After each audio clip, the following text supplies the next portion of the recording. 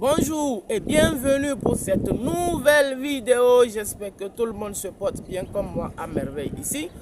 Dans une récente vidéo que j'ai faite, il y a eu un internaute qui a laissé un commentaire qui m'a vraiment touché. Et il y a eu aussi quelqu'un qui m'est rentré en inbox pour me donner certaines preuves que je vais vous présenter ici. Et le commentaire dit ceci, je vais le paraphraser, mais je vais l'afficher pour que vous le voyez vous-même. Fort, lui, il ne comprend rien. Il ne comprend pas qu'il retarde le pays, etc. Et enfin, il dit, Faure Gnassingbé ne comprend pas qu'il doit libérer le pays pour que le pays commence son vrai développement. Voici le sens de ce qui a retenu mon attention. Le vrai développement du pays. Je ne cesserai jamais de le répéter. Pour que le Togo commence, entame son vrai développement, ce n'est pas avec Faure Gnassingbé.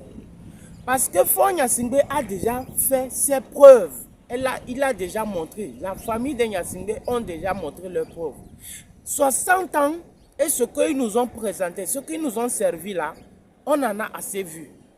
Et donc, on ne peut pas continuer notre développement dans ce qui nous ont déjà servi. Le Togo ne peut pas entamer son développement avec Faure Gnassingbé. Pour que le pays puisse se lancer sur la voie du développement réel, il faut un renouvellement d'énergie. Il faut un renouvellement de pensée. Il faut un renouvellement d'idées. Puisque les mêmes personnes qui nous ont gouvernés pendant les 60 ans n'ont que les mêmes idées. Ils n'ont que le même savoir-faire. Vous devez savoir que sous Faure Gnassingbé, il y a eu un système qui a été développé pour bloquer tout le développement du pays par la diaspora du pays.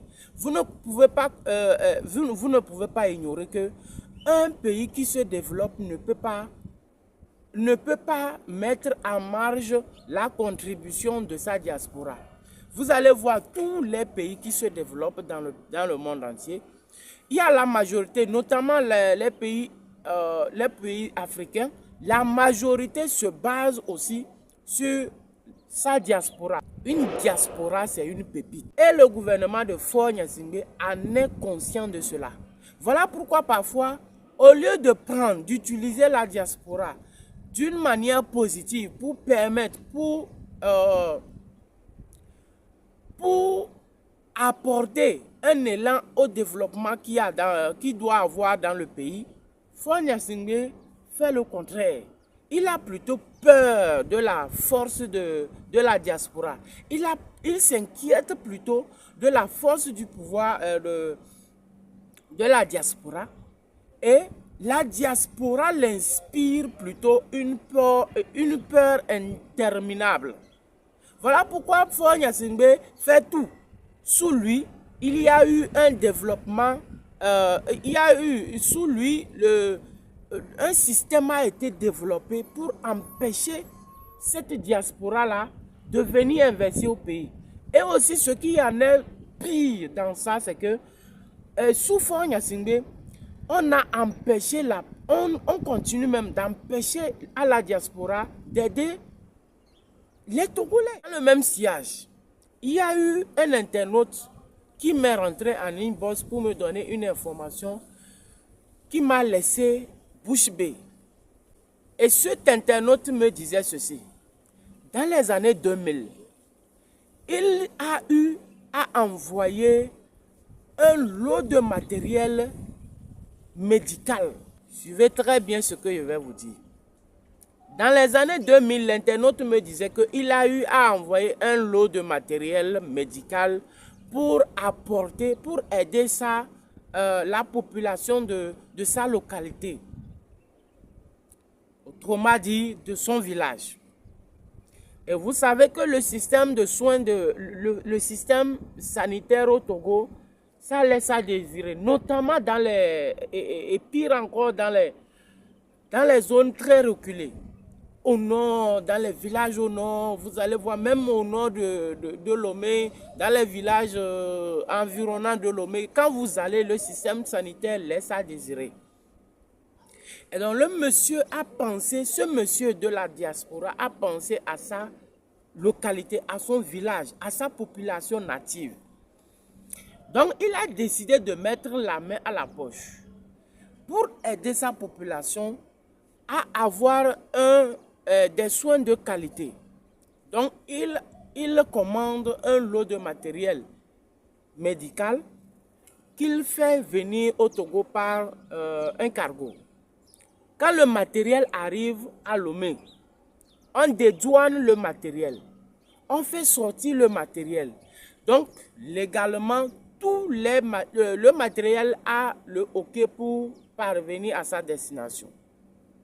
Donc, le matériel quitte Lomé pour le nord. Donc, je vais me taire de citer la localité exacte parce que peut-être que ces personnes pourraient être reconnues et encore avoir plus de problèmes. Le matériel quitte donc le Togo, Lomé, pour le nord. C'est un village qui est après Kara. Écoutez bien ce que je vais vous dire. Le matériel donc traverse Lomé, Thievier, Atakpamé, Sokoré, sans aucun problème.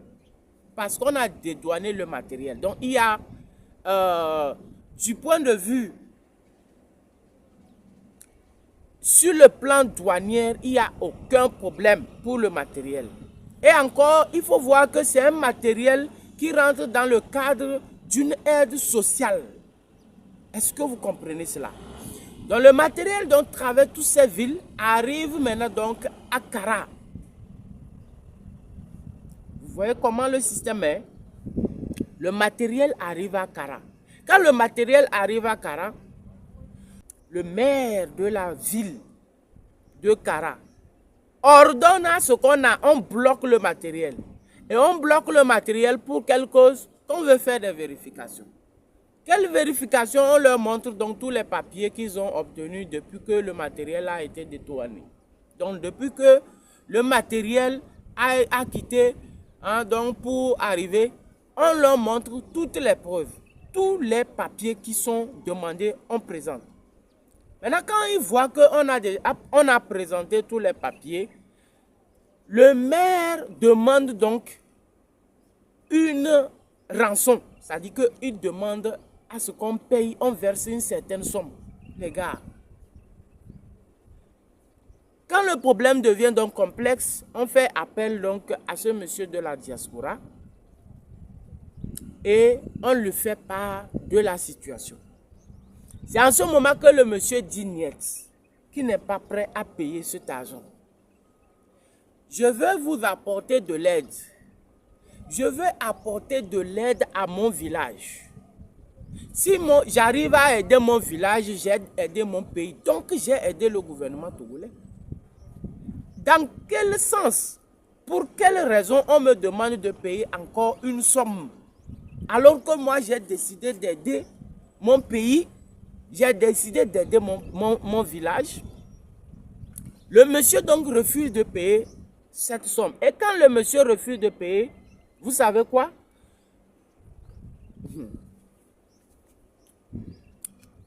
Le matériel a été bloqué là jusqu'à nos jours. Le matériel médical dont on parle là a été bloqué jusqu'à nos jours. Donc on ne sait pas qu'est devenu ce matériel médical. On ne sait pas là où c'est passé. On ne sait pas s'ils ont laissé ça là-bas pourrir. Ça s'est passé comment? Ils ont transféré ça ailleurs. On n'en sait rien. Voilà la situation dans laquelle nous sommes au Togo. Voilà pourquoi on dit que le Togo doit se développer sans Faure Gnassingbé. Parce que sous Faure Gnassingbé, il y a un système qui est ancré. Et ce système n'est pas favorable au développement du pays. Et les Togolais doivent comprendre ça. Voilà tout ce qui empêche le Togo de se développer. Et comme ces histoires, il y en a plein, les gars. Il y en a plein. Et il y en a plein, les gars. Vous pouvez même en témoigner dans cette vidéo-là. Il y en a plein parce que j'ai entendu les gens dire des choses comme ça. Je n'ai jamais cru que c'est réel. Est-ce que vous comprenez? Le gars m'a montré des preuves. Sinon, je ne me permettrai pas de venir sur cette vidéo-là, sur ma chaîne, parler de cette affaire. Les gars, comprenez que vous devez comprendre, les gars, que la situation que vivent les Togolais, c'est une situation extrême. C'est une situation très grave. C'est une situation qui a le mérite de faire soulever tout un peuple. Oui. Et vous devez savoir aussi que au Togo, il n'y a pas de méritocratie. La méritocratie n'existe pas au Togo. Voilà pourquoi nous sommes dans les systèmes comme ça. Comment est-ce que, si vous pensez vraiment que le maire de cette ville-là a été élu, ou bien il est placé à la tête là de la main par mérite, vous pensez qu'il peut faire ça? Un maire qui a été nommé ou bien qui a été élu par son peuple peut empêcher le développement de la ville, de sa ville, de la commune au profit de son peuple. Un maire qui a été élu par mérite, il est placé à la tête de la commune par mérite. Est-ce qu'il peut empêcher le développement de sa commune? Et ces histoires, on en a plein. Vous-même regardez, ils ont fait leur élection, les premières élections locales du pays qu'ils ont eu à faire là. Ça a apporté quoi au pays? J'en ai vu le maire du Golfe 4, si je ne me trompe pas, je ne sais pas, Golfe 2 ou Golfe 4. Le maire de la ville, de la commune de Ejiranaoue, qui couvre Ejiranaoue et ses environs là. J'en ai vu, ils ont fait des communications, ils ont dit, ils vont faire appel à tel, ils vont faire appel à tel, ils vont faire appel à la diaspora, ils vont faire appel à... Ils vont en fait s'appuyer sur leur relation pour développer leur commune. Est-ce que ça aboutit? Je vais vous demander si ça aboutit. Regardez, depuis les 5 dernières années, depuis les 5 dernières années que les élections locales ont été, les élections communales donc, ont été faites. Est-ce que Ejiranaoue a changé? Si ce n'est les Nigérians, les Ibo qui construisent à Ejiranaoue pour redonner une autre image à cette localité. Concrètement, le gouvernement même fait quoi? Donc c'est dommage dans le pays. Et vous devez comprendre que le fait de s'afficher avec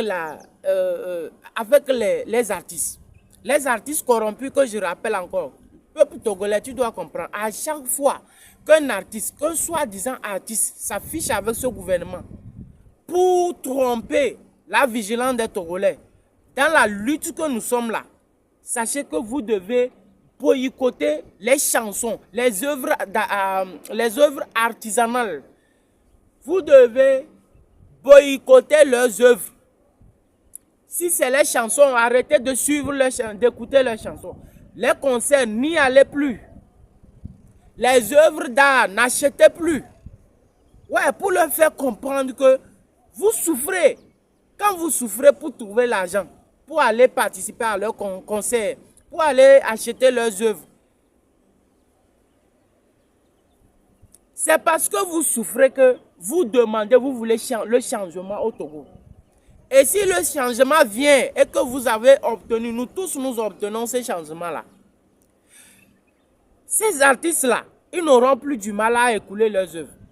Que ce soit les œuvres d'art, les vidéos, les chansons, peu importe les œuvres qu'ils vont produire, ils n'auront plus du mal à écouler ces œuvres-là. Et pour cette raison, nous devons tous boycotter. Nous devons tous boycotter leurs événements. Leurs événements et l'achat de leurs œuvres. Ouais, on doit arrêter d'acheter. Parce que plus on achète, ils auront le pouvoir maintenant d'aller encore soutenir ce régime qui est en train de détruire ce pays. Regardez la preuve, l'exemple que je viens de vous donner. Et ça, j'en entends chaque fois. On en a marre. On en a marre de ce pouvoir-là. Comment un pouvoir peut être contre le développement de son propre pays? Donc tu es là pour servir, hein, si je comprends bien, ce système est là pour servir d'autres personnes? Ou bien c'est pour servir le Togolais? C'est pour servir le Togolais ou bien c'est pour servir l'étranger? Je ne vais pas citer les noms. Je ne vais pas citer un nom. Mais vous en connaissez. Sinon, si le Togo était servi, si le Togolais était vraiment la priorité de ce gouvernement, personne n'oserait parler. Nous sommes combien au Togo là-bas? Nous sommes combien? Pour développer ce pays-là, on a besoin de combien exactement? On n'a pas besoin de 20 ans normalement. On n'a pas besoin de 20 ans pour développer le Togo. On n'a pas non plus besoin de 60 ans pour développer le Togo. La preuve, Ibrahim Traoré donne l'exemple. En combien d'années Ibrahim Traoré est arrivé? Regardez la marge qu'il y a entre la progression du gouvernement actuel du Burkina Faso, de l'AES d'ailleurs. Regardez leur percée. Regardez cet écart-là par rapport à la percée que leurs prédécesseurs ont faite. Vous-même témoignez. Vous-même regardez ça. Donc le Togo n'a pas besoin de 20 ans pour se mettre debout. Et que ce soit les artistes qui s'affichent avec Faure Gnassingbé, nous on s'en fout de ça. Ce n'est pas ça qui nous donne à manger. Ce n'est pas ça qui nous intéresse. Ce n'est pas ça qui va soigner nos mamans. Ce n'est pas ça qui va soigner les Togolais. Ce n'est pas ça qui va construire nos routes. L'argent que Faure Gnassingbé utilise pour donner à ces artistes-là, est-ce que cet argent n'a pas équipé certains centres de santé? Est-ce que cet argent ne peut pas servir à construire une autoroute? Ça va servir largement. Et sachez que il est temps. Et nous n'allons plus céder à la manipulation. Le Togolais est mature. Le Togolais est mature maintenant. Parce que maintenant, là, nous avons les informations. Elles sont disponibles. Tout ce qu'ils font maintenant, là, c'est visible comme ça. Laissez le temps de Gnassingbé et Adema, où quand ils font les choses, ils arrivent à camoufler. Maintenant, ce n'est pas le cas. Ils sont en train, au même moment, au fur et à mesure qu'ils commettent là, c'est en même temps visible. C'est en même temps visible. Et on ne va plus arrêter, on ne va plus permettre cela. Faure Gnassingbé, il est temps pour toi, tu dois partir. Accepte que tu as échoué, pars tranquillement parce que, comme les internautes le disent, le Togo doit se développer sans Faure Gnassingbé, on n'a pas besoin. On a besoin d'une nouvelle énergie, d'une nouvelle idée, d'une nouvelle façon de faire. Faure Gnassingbé doit libérer le pays. Et sachez que le peuple togolais, pour la prochaine date qui est annoncée, vous avez vu l'exemple que la Côte d'Ivoire en a donné. Les Ivoiriens se sont levés, ils sont descendus entièrement dans les rues pour manifester leur volonté. Pour manifester leur colère contre Ouattara. Vous avez vu ça? Personne ne va me dire qu'il n'a pas vu ça. Pour libérer le Togo là, ce n'est pas une affaire du Togolais au pays seul. Ce n'est pas une affaire de Kodjo, Komlan, Afi ou Pacha. Désolé si j'ai donné Pacha, ce n'est pas Pacha que vous connaissez. Ce n'est pas une affaire de Donga seul. Ce n'est pas une affaire de Essowazam seul. Ou bien de Yendoube seul. C'est une affaire de tous les Togolais. Peu importe le niveau ou peu importe ta position actuelle, tu dois contribuer au développement et au changement que nous souhaitons tous au Togo. Oui, et ce changement doit venir. Et pour que ce changement vienne, la diaspora est en train de faire sa part. La grande part reste aux Togolais qui sont sur le territoire.